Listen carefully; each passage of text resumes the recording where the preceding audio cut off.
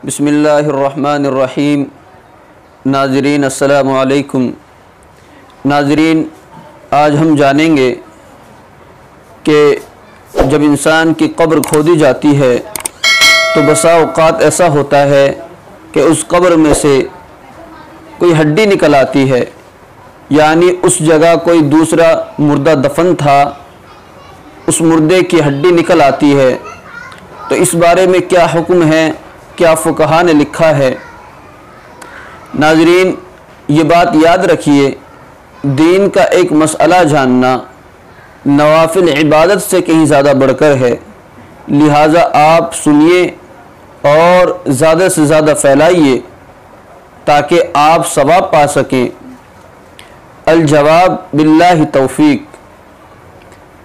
अगर पहले से इल्म है इस बात का कि इस जगह कब्र है तो उस जगह न खोदी जाए बल्कि दूसरी जगह खोदी जाए।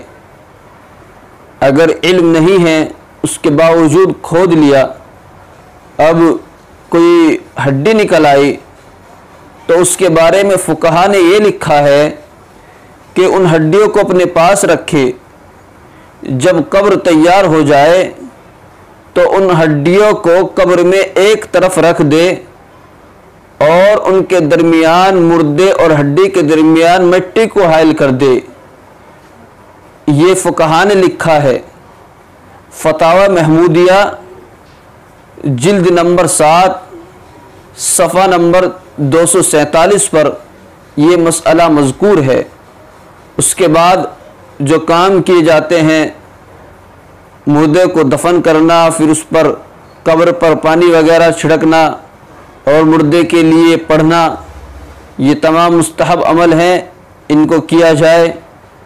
वल्लाहु आलम बिस्सवाब।